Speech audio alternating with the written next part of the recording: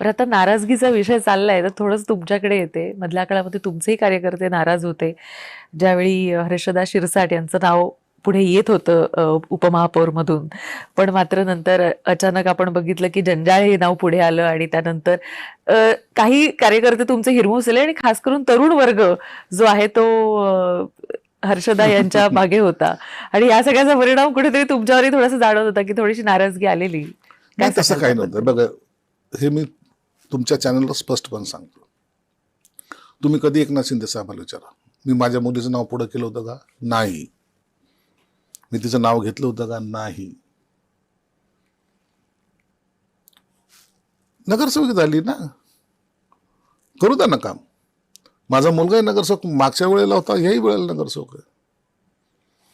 त्यांच्यात गट असतील जातील पुढं ना. मी बळजबरी कुणाला आणून तिथं पदावर बसवणं हे मला आवडत नाही. म्हणून हर्षदा तिच्यामध्ये गट्स आहेत, हे कोणी मान्य करेल. म्हणून ते आता युवा सेनेचं सचिव काय त्या कोर कमिटीमध्ये आहे, ती सचिव आहे. नाही, त्यांच्यामध्ये ती ऊर्जा आहे आणि म्हणूनच ती मागणी होत होती की त्यांना उपमहापौर हे पद हे दिलं गेलं पाहिजे. मात्र अचानक जंजाळ यांची वरडी लागल्यामुळे काय फरक पडतो? काय त्या उपमहापौर पदामध्ये असतं? नशिबात असेल तर तो होईल ना. एक काळ असा होता, ज्यांचे तिकीट मी नगरसेवकाचे फायनल करायचो ना,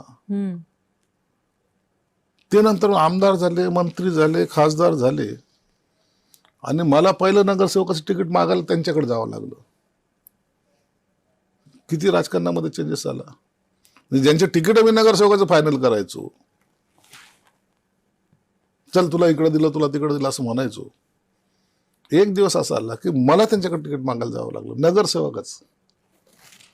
म्हणून काळ बदलत असतो, राजकारणामध्ये उलटापालट होत असते, त्याला इझी घेत राहा. मी राजकारण कायमस्वरूपी आपली मालकी आहे की शिक्का आहे असं कधीच मानत नाही. उद्या जरी राजकारणात काही झालं तर मला काही दुःख वाटणार नाही.